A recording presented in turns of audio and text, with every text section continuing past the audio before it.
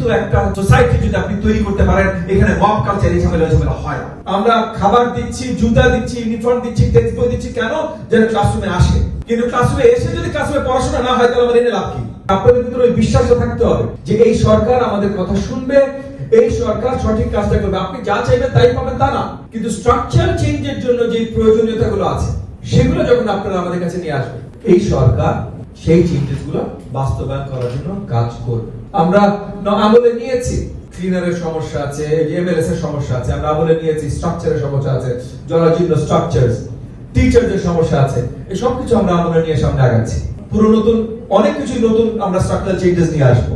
যেমন যে mid day meal নিয়ে আসছি, বাচ্চা শিশুদের খাবার, ইউনিফর্ম, জুতা নিয়ে আসছি, তেমন টিচারদের নিড কিভাবে আমরা ফুলফিল করতে পারি, কারণ ক্লাসরুমের দায়িত্ব তো তাহলে টিচারের। আমরা খাবার দিচ্ছি, জুতা দিচ্ছি, ইউনিফর্ম দিচ্ছি, টেক্সট বই দিচ্ছি, কেন? যেন ক্লাসরুমে আসে। কিন্তু ক্লাসরুমে এসে যদি ক্লাসরুমে পড়াশোনা না হয়, তাহলে আমাদের এনে লাভ কি? তাহলে আসার পর দায়িত্ব টিচারের। আমার সন্তানকে, শিশুকে যেমন এত কিছু দিয়ে নিয়ে আসতে হবে, আমার শিক্ষককে ওইভাবে ক্ষমতায়ন করতে হবে যেন ক্লাসরুমের শিক্ষক সঠিক বিদ্যাটা দান করতে পারে। 200-র বেশি সার্ভিস ও ফিচারে লেনদেনের সব বিকাশ অ্যাপে সম্ভব। টিচার আসলে সময় মতো ক্লাসরুমে আসে কিনা এটাও গুরুত্বপূর্ণ ভাই। ইতিমধ্যে আমরা রিপোর্ট পেয়েছি, দুটো প্রিন্সিপালকে, দুইটা হেডমাস্টারকে, একটা ফরিদপুর আটটা কোথায় যেন ভুলে গেছি, গাইবান্ধা বোধহয়, আমরা সাসপেন্ড করেছি। হেডমাস্টার সময় মতো স্কুলে যায় না, হেডমাস্টার স্কুলে যে রান্না করে বসে খায়। টিচারের প্রাইমারি অ্যাসেসমেন্ট আসবে ক্লাসরুম লার্নিং দিয়ে, হেডমাস্টারের অ্যাসেসমেন্ট আসবে ক্লাসরুম লার্নিং, টিচার ডিসিপ্লিন এগুলো দিয়ে।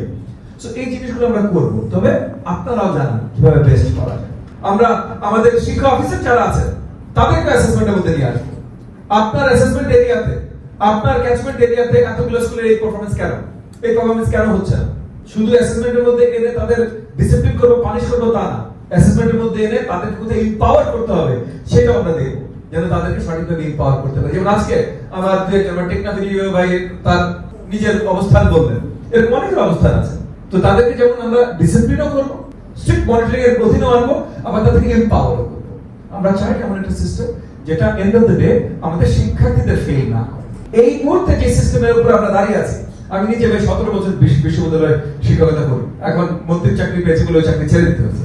কিন্তু এই 17 বছর বিশ্ববিদ্যালয়ে শিক্ষকতা করি, আমার একটা বিশাল অভিজ্ঞতা ভাই যে আমাদের বিশ্ববিদ্যালয়ে যে ছেলেমেয়েরা যায় তারা বেসিক ফাউন্ডেশনাল নলেজ শক্তভাবে না শিখে যায়। তার মানে আমরা ফেল করছি প্রাইমারি স্কুলে, সেকেন্ডারি স্কুলে, হাই স্কুলে, এই জায়গাগুলোতে আমরা ফেল করছি। তো প্রাইমারি অ্যাটলিস্ট আমাদের এখানে আমরা যারা আছে, আমাদের যেটা দায়িত্ব, এটা যদি আমরা সুন্দরভাবে সাজাতে পারি, আমাদের এই শিক্ষা ব্যবস্থার যে প্রবলেমস, এটার বিশাল অংশ জাস্ট আমরা ঠিক করে দিতে পারি।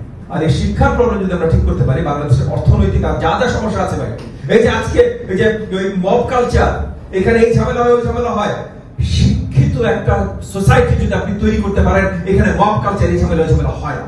তো যতগুলো ঝামেলা আমরা ফেস করছি, অর্থনীতি থেকে শুরু করে যা সবকিছুর একদম মূলে চলে যান শিক্ষা ব্যবস্থা। সেই শিক্ষা ব্যবস্থা সঠিক পথে নিয়ে আসার দায়িত্ব আমাদের।